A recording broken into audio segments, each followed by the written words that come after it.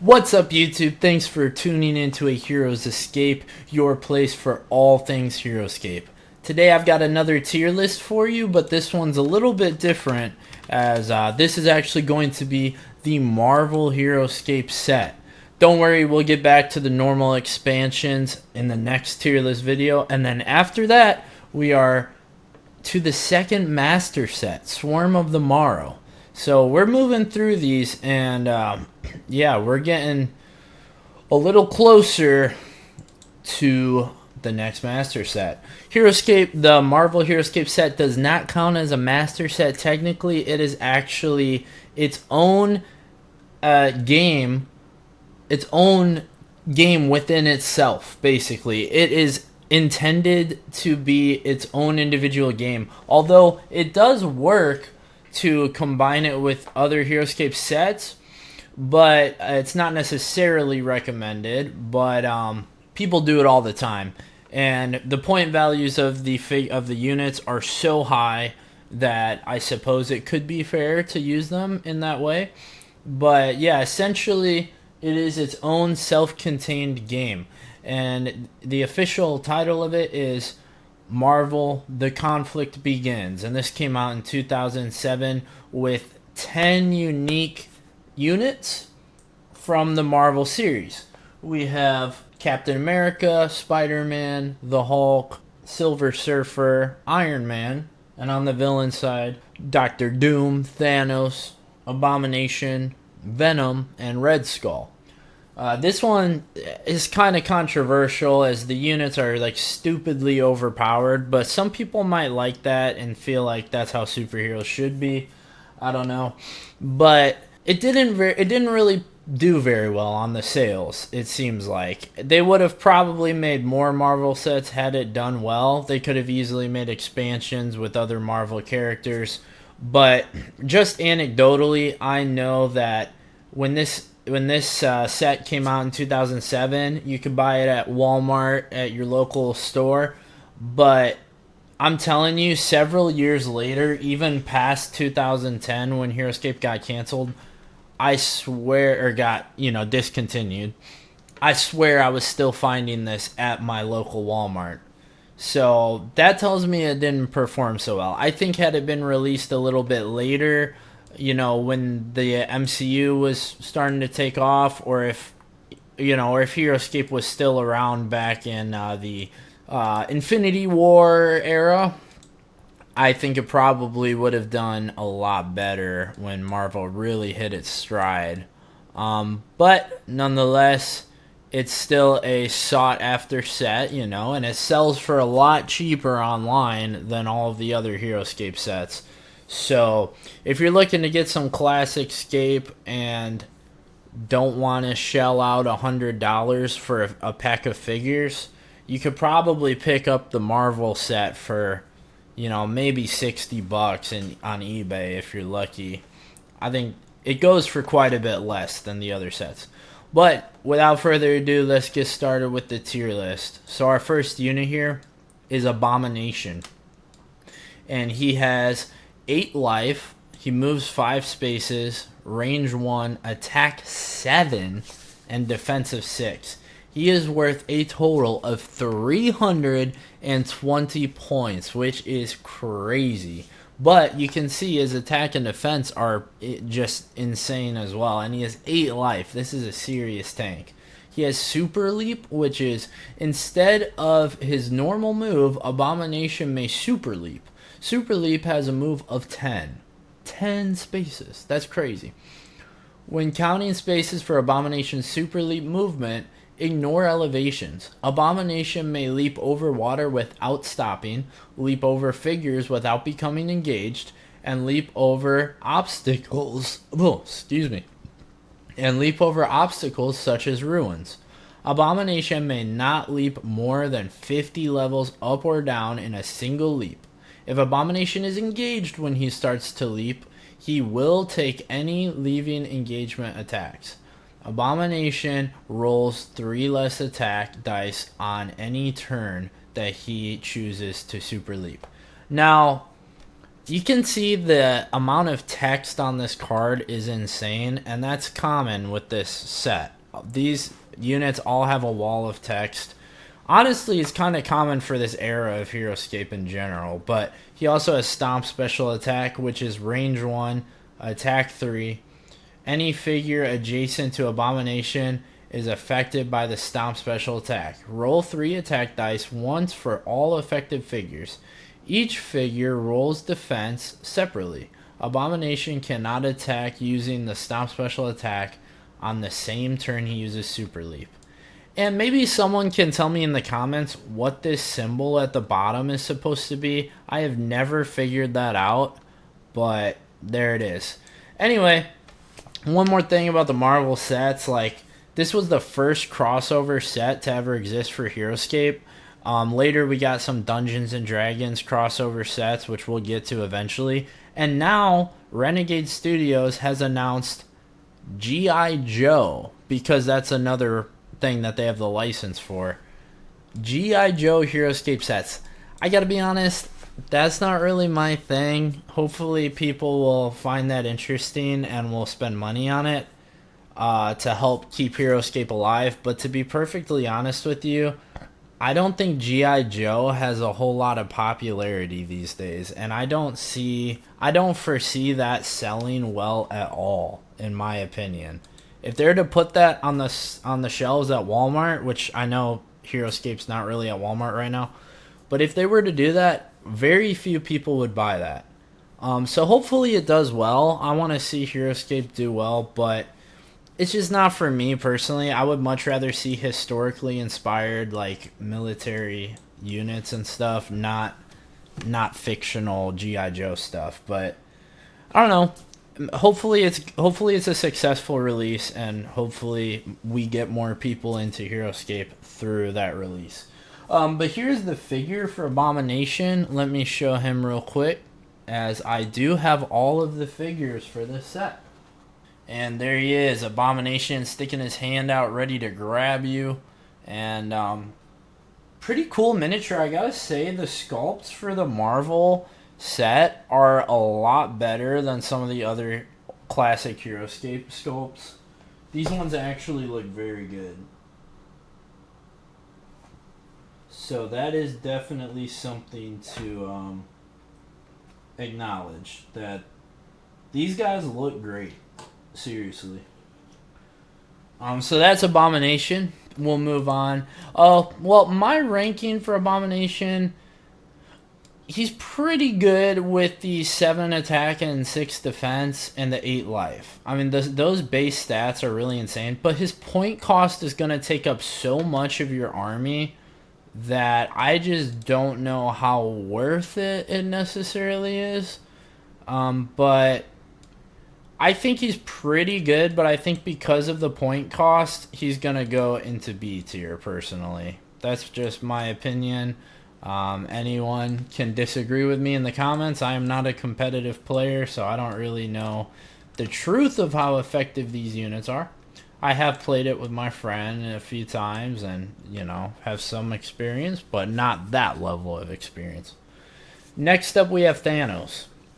He has 6 life. He moves 6 spaces. He has a range of 6, so I guess he's blasting some energy or something. I don't really know why Thanos has range. Maybe from the Infinity Gauntlet. But he has 6 attack and 7 defense. He is also worth 360 points, which again, that's actually more points than Abomination. But his stats are insane. 7 defense is crazy. He is rejected by death. At the start of each of your turns after Thanos has been destroyed, roll the 20-sided die. If you roll a 19 or a 20, Immediately place Thanos on a space adjacent to any figure you control and remove all wound markers on his card. That's a pretty crazy ability, but the odds of getting it are so low that I don't think I would put him in my army just for that. It's just such a... If it was 15 or higher, I would probably take the chance, but 19 or 20 is so low. And then he has flying. So it's pretty good. Again, the stats are insane, but his point value is so high. It's just crazy. Like, you're really limiting the amount of units you can have on your army by placing these guys in it. Like, you could have a squad with a champion bonding instead of that. So, in my opinion, it's B tier.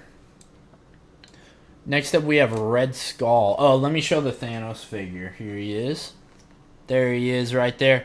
And his gauntlet does not have the Infinity Stones in it, but I'm just going to take the liberty of saying that that's the Infinity Gauntlet.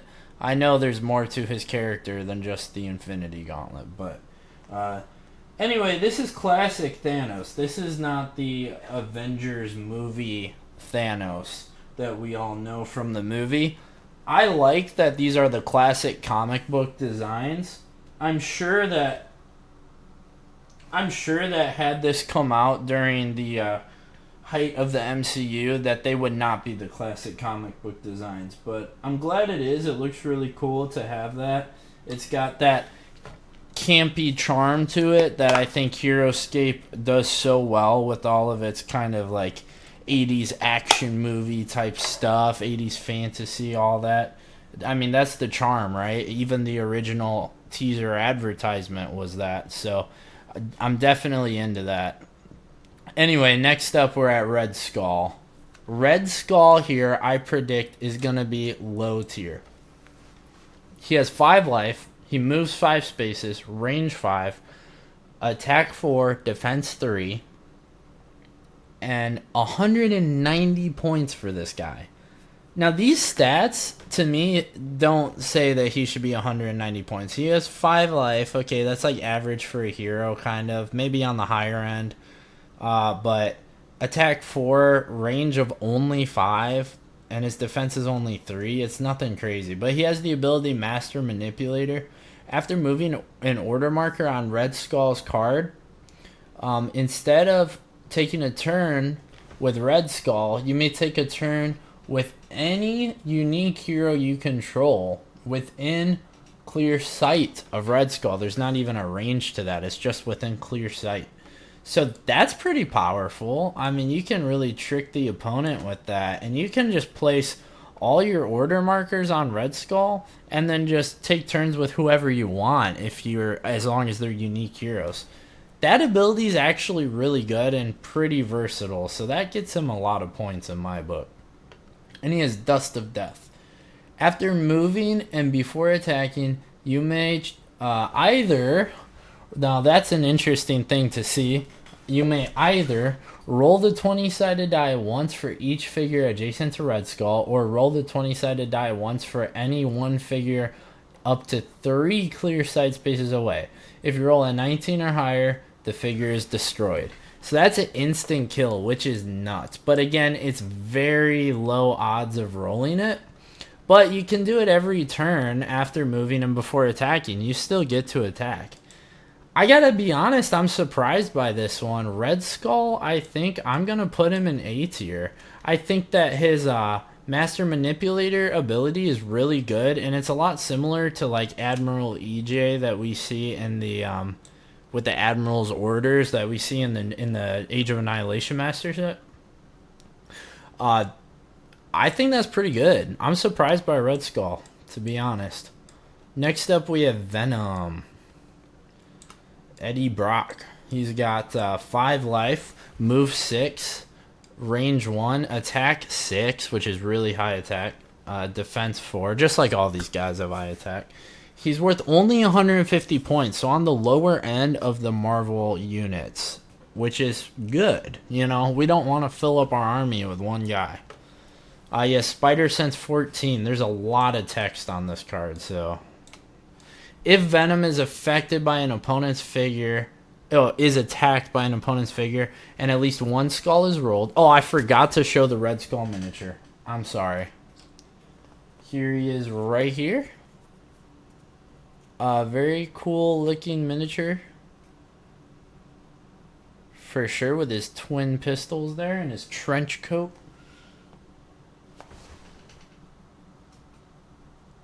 Again, it just fits right in with that super awesome kind of 80s style campy vibe of Heroscape. And he, this is right out of the old school comics. So it's definitely pretty cool design. But yeah, so back to Venom's card. Sorry about that. If Venom is attacked by an opponent's figure and at least one skull is rolled, roll the 20-sided die. If you roll a 1 through 13, roll defense normally. If you roll a 14 through 20, Venom takes no damage and instead may immediately move using his swing line for special power. This is pretty good ability, especially because the odds of rolling it are so much better than some of these other units' abilities. And for 150 points, it's not taking up so much of your army the way the other ones are. But anyway, his swing line ability is, instead of a normal move, Venom may use his swing line. Swing line has a move of 4. When counting spaces for Venom's swing line movement, ignore elevations.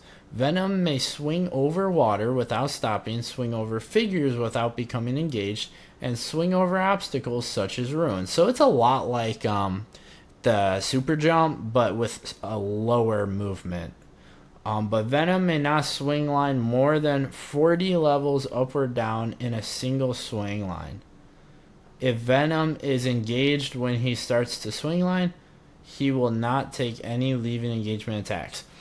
The interesting thing about these guys with the super jump and the swing line is the amount of levels they can go up or down is so crazy that it's like very little maps in Heroscape are going to have numbers of elevation that high. It would have been cool to get some sort of Marvel set with like skyscrapers or something. I don't know if they had that in mind. But anyway, yeah, I mean, that's pretty cool. He has web special attack, range 4, attack 3. Figures roll 1 less defense die when defending against web special attack. That's nothing that amazing, especially when you're just playing Marvel Heroscape, but it could be useful against common squads in a normal Heroscape game. I'd say he's probably B tier. I mean, that spider sensibility is pretty powerful, and 6 attack is nothing to, that's nothing to, it's something to acknowledge. I think he might be in B tier right along with Thanos and Abomination, but if not, there's definitely an argument for C tier. Oh yeah, here's his miniature right here. He's got his tongue sticking out just like how we all know Venom to do. I know we're used to that classic Venom design with his long tongue sticking out like some Pokemon ready to, I don't know, do who knows what. But yeah, that's just your classic Venom design. Can't be mad at that, right? It looks cool. Seriously, these miniatures look cooler than a lot of classic Heroscape. I shouldn't say cooler. They're higher quality. The classic Heroscape figures have a charm to them that we can't ignore. Next up is Spider-Man. We're on to the heroes now. He has 5 life, move 6, range 1, attack 4, defense 4 for 160 points. Nothing too bad. So he's a lot like Venom, but his point count is more, which suggests he's going to be better. But his attack is not better. But where we might see that he shines is in his spider sensibility, where Venom's spider sensibility is a 14 to a 20. Spider-Man's is an 11 to 20, so he has a much higher chance of dodging attacks. I think when I played the Marvel playthrough with my friend, I was not using these abilities. Like, I was just forgetting stuff, and probably I wouldn't have done so badly had I used this stuff the right way. Yeah, so Spider-Man is attacked by an opponent's figure and at least one skull is rolled. Roll the 20-sided die. If you roll 1 through 10, roll defense dice normally. If you roll 11 through 20, Spider-Man takes no damage and you may use his swing line for power to move him. And we know what swing line does from Venom. And he also has the web special attack just like Venom. So pretty good, but he's definitely better than Venom because of the spider sense. I don't personally think it's good enough to put him in A tier. And I just want to clarify, we're basing this off of these figures from this set. We're not basing off of comparing it to other Heroscape releases. This is just based off these figures alone. But because Spider-Man is better than Venom, he's going in B tier and Venom's going down to C tier. Venom does have that 6 attack, which is pretty good. But Spider-Man has a much higher chance of evading attacks. Silver Surfer is next. Oh yeah, let me show the Spider-Man miniature. I keep forgetting this. Here's your classic friendly neighborhood Spider-Man right here, ready to swing across New York City. How cool is that? So cool. He's almost doing the meme where he's looking at the other Spider-Man saying, wait, I'm Spider-Man.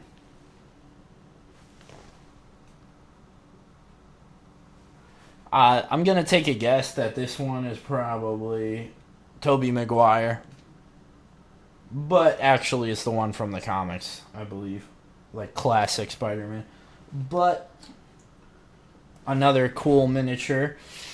Yeah, so Silver Surfer's next, and if you guys watched the Marvel playthrough video, my buddy completely destroyed me with Silver Surfer. He was taking out everyone, and his point count is 320 points. So I'm guessing this guy is pretty broken, and from my experience, it seems that way. He has 6 life, move 6, range 4, attack 4, with a defense of 7, which is crazy.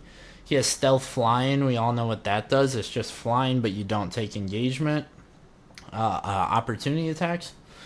But where he really shines is the Cosmic Force Blast special attack, which is a range of 6 and an attack of 6. So why even use the basic attack when you can Cosmic Force Blast?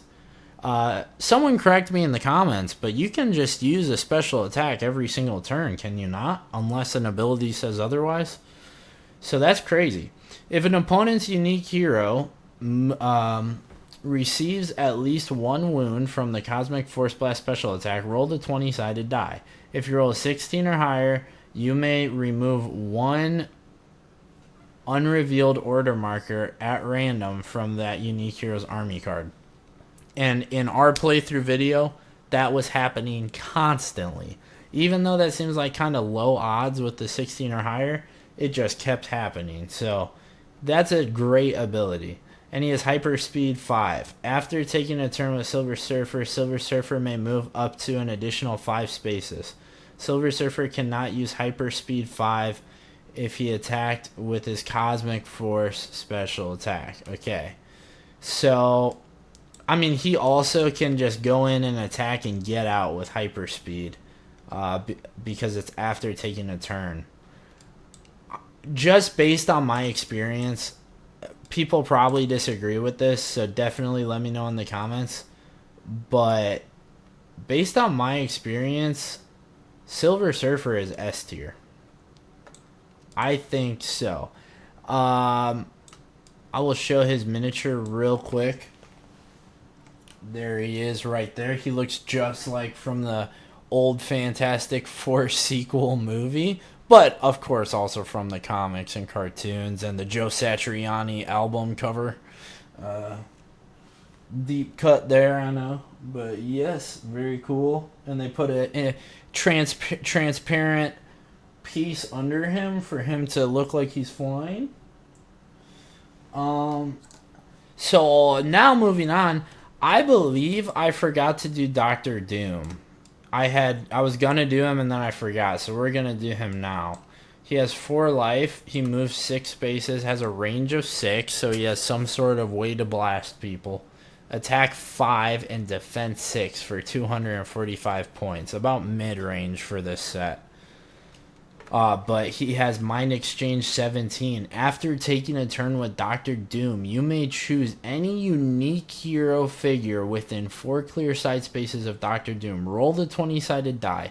If you roll a 17 or higher, take temporary control of that hero and immediately take a turn with the chosen hero. At the end of the turn, control of the chosen hero returns to the player who controlled the hero before the mind exchange. All order markers that were on the chosen hero's card still stay on the card. So this ability is pretty good. It's not the best odds of success, but I did successfully do it in our playthrough video. Be sure to check that out. I'll link to it. But probably in the cards on the screen here. But he's pretty good. I really like that mind exchange ability, and then of course he has flying, but he's no S tier in my opinion. I think Doctor Doom is probably A tier. Here is his miniature, and this is basically your classic comic book Doctor Doom, or MF Doom, perhaps. Mad villain.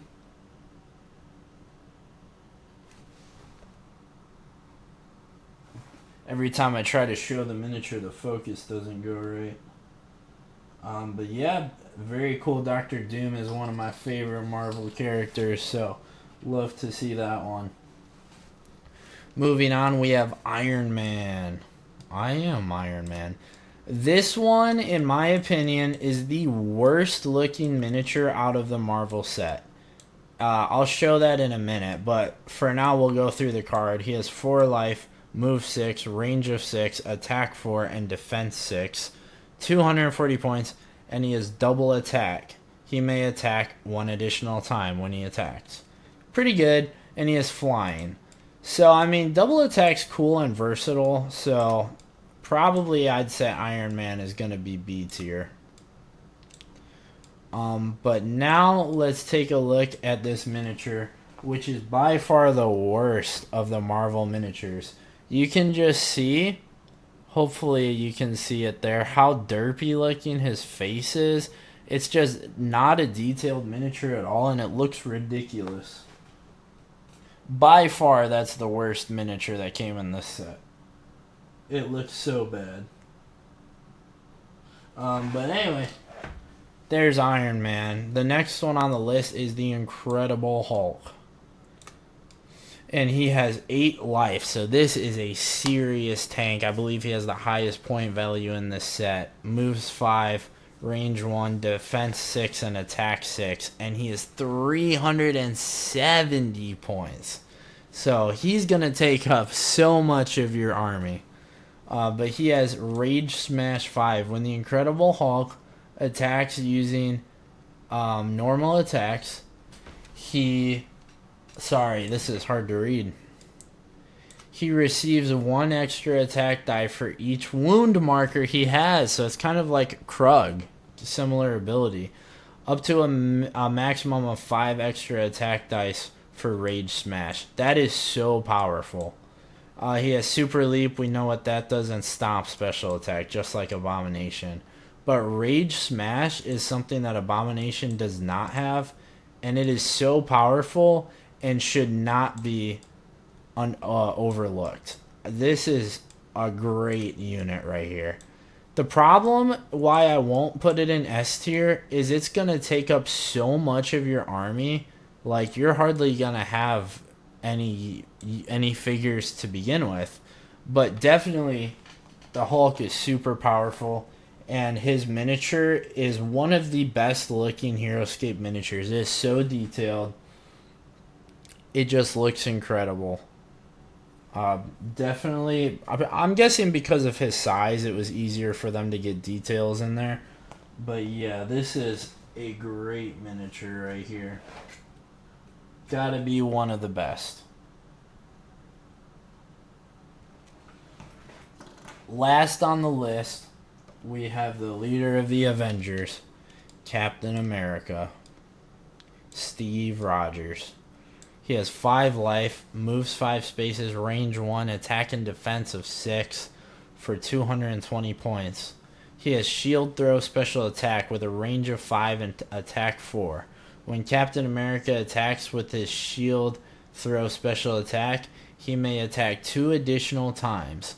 He cannot attack the same figure more than once. 2 additional times.